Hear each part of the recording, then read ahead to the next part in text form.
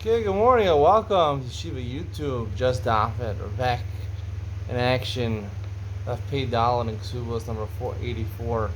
It's been a nice break, Rosh Hashanah. So I'm Gedalia today. Somehow I managed to keep up with it. Gave a last year before Rosh Hashanah. Now it is today's Daf paid Dalin. I'm going to talk about Masna, Mashakasa B'Torah. We've spoken about it earlier in the Masechta. Seemingly a contrast in halacha. Do we paskin masama shakasa b'torah to know batel, or is it to know not batel? If you stipulate against something written in halacha in the Torah, monetary law in the Torah, and you try to make an agreement with somebody that's contrary to the rules of the Torah, does it work or not? I'm gonna have to answer that in Yud Ben Sion, the Ian Shir. Let's get started. Pekin Lovies on the bottom. It's funny. I was watching.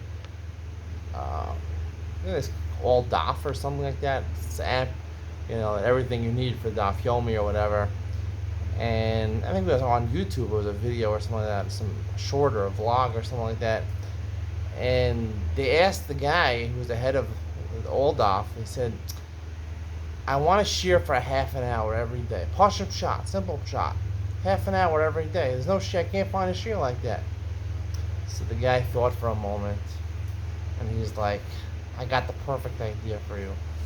He said, "There's a guy who can share 45 minutes. What you do is you play it at 1.5 speed, and you know what? You got your share in half an hour." He's like, "Thank you so much. All Daf has changed my life." But you know what?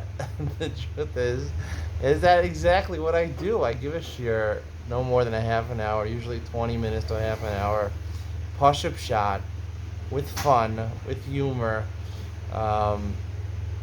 And never more than a half an hour. It's just a simple shot, clear, concise, to the point, and best show you'll ever hear. And I give 40 shirim a week, so it's not other shirim. Plus, I make a lot of funny videos.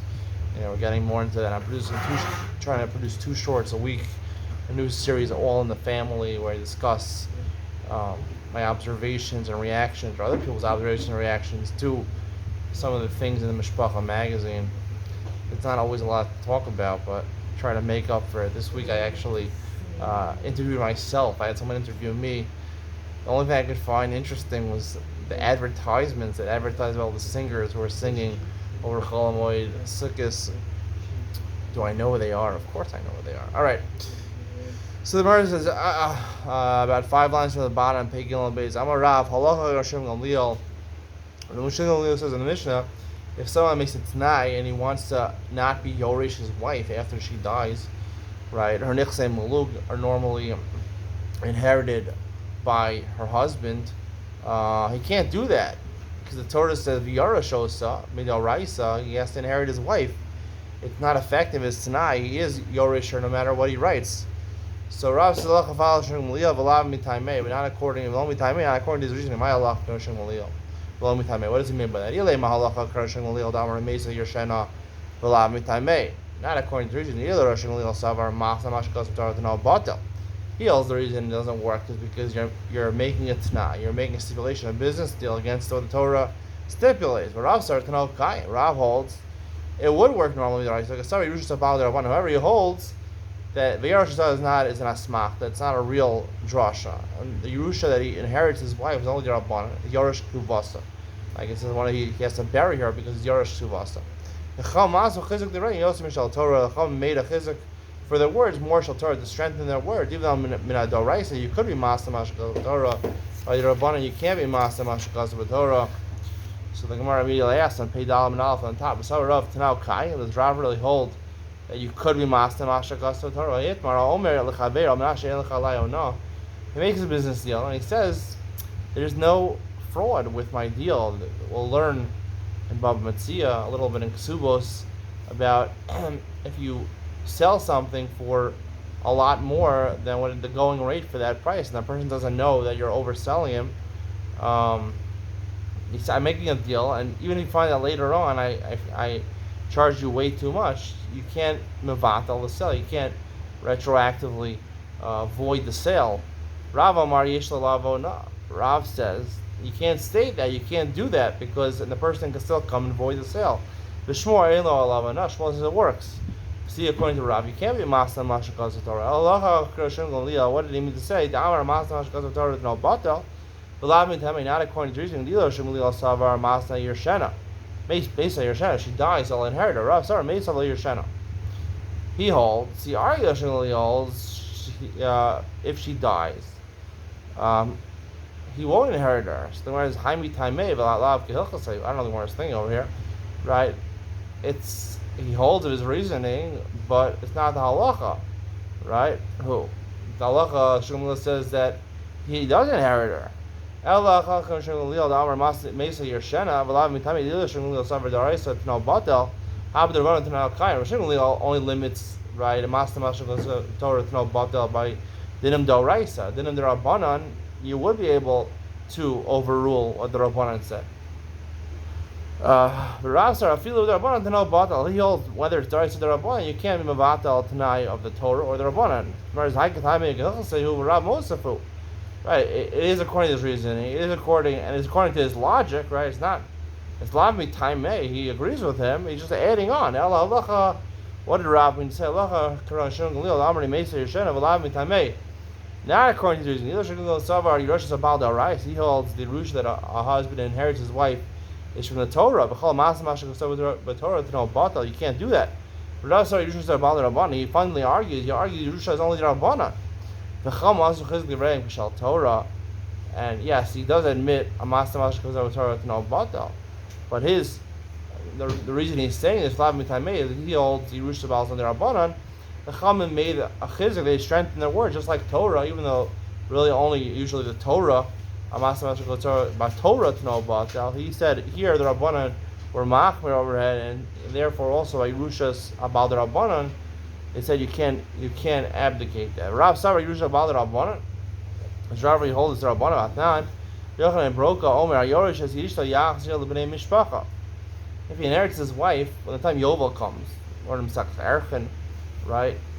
Yovel comes, so you have to return all the lands that you bought from somebody or they gave you as a gift. You have to return it to the people that originally owned it, right? Achuzas, stay achuza if they own that.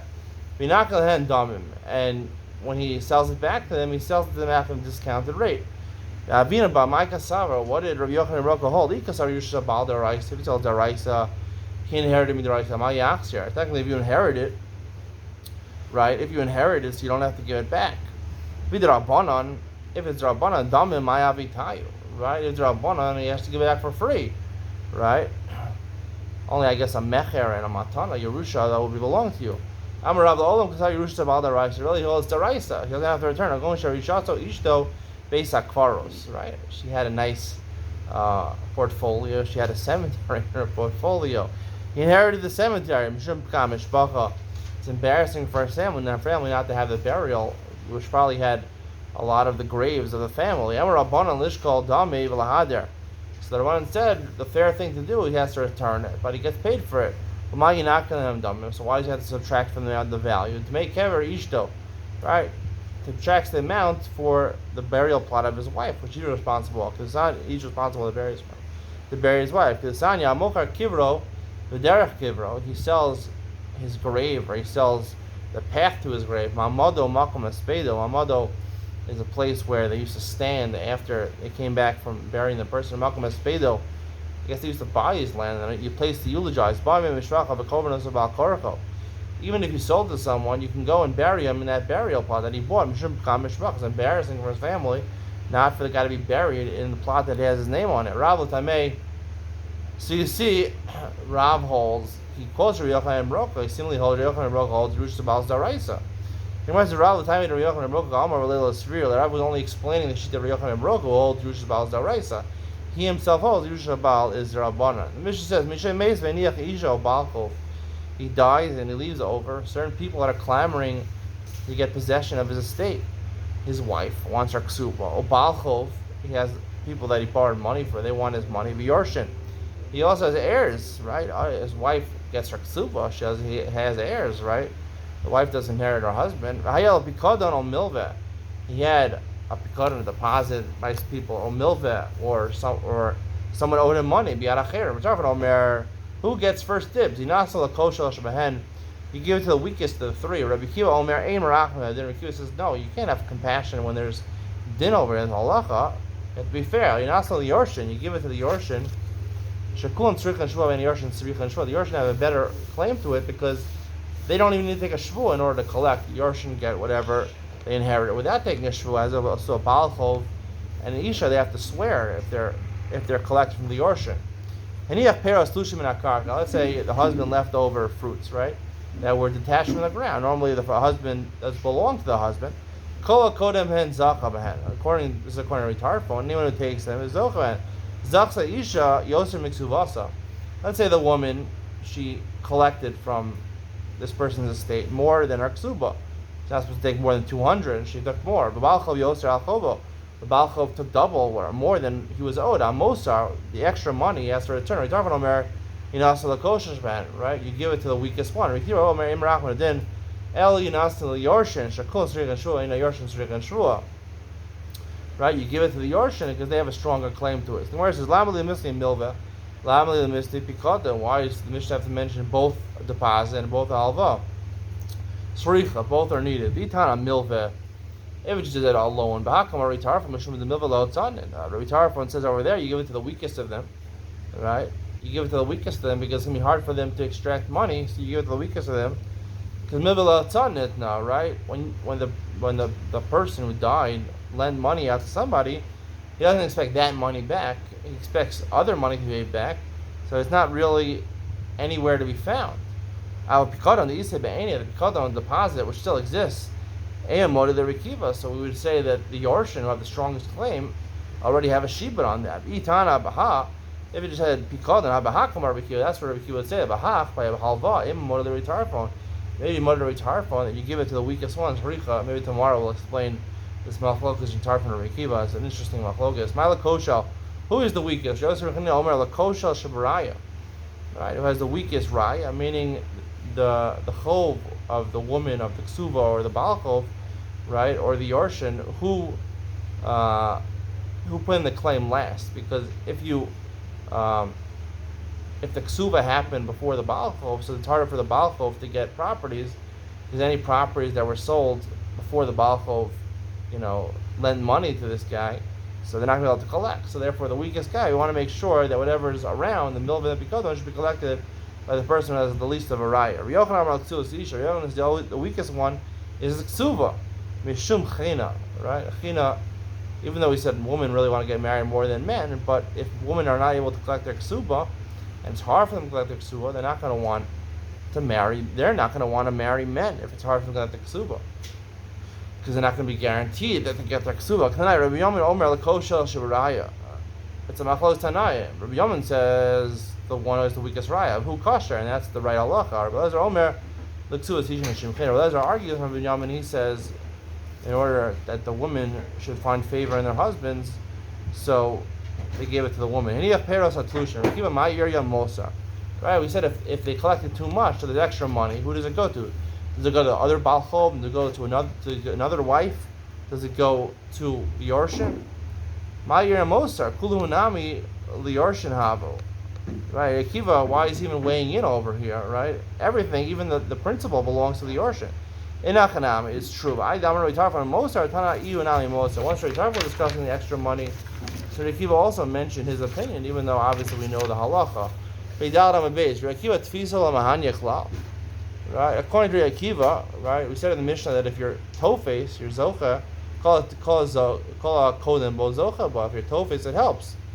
So the fact that the balchov is tofes, right? He's tofes more than chovo, right? So from the milver, the Pikadon, he took more than he was supposed to. Now, he is owed $1,000, and the Pikadon was only $500. So he took, $700. So he still owed another $500. So the fact that he was tofes, shouldn't that help according to Rekiva? Why did Rekiva say you always give it to the Yorshin? Sounds like you take the money out of his hand, and the first money goes to the Yorshin. Doesn't help to be tofes. Amar Rava, Amar Rav Nachman, Usha Tafas Michayim. No, tfisa does help as long as you do it during the lifetime. Because once a person dies, then everything according to Kiva belongs to the Yorshin. According to Tarfon, that it works, right? Tfisa does work. He took extra money. It does work. Where are these properties located? Rav Shmuel Darmi Tarvayu Hushtiburim Menachem Sharabim. It has to be in a public domain. Aval B'Simto Lo. If it's in a private domain, a private street, a side street, no. Rav Yochanan Reish Lakish Darmi Tarvayu Afilu B'Simta. Even if it's in a side street, right, which is it's harder to make a kinyan, right? It's more in his possession. Nonetheless, it's still effective. Don't daini kari tarfon. Dayanim said the halacha is like a tarfon. Give it to the koshel shemenei. Hajar yishlakish leuvda minayu. And Yishlakish heard about the dayanim paskin like this. He told the dayanim to retract their psak halacha. Amar Yochanan asita kishal Torah.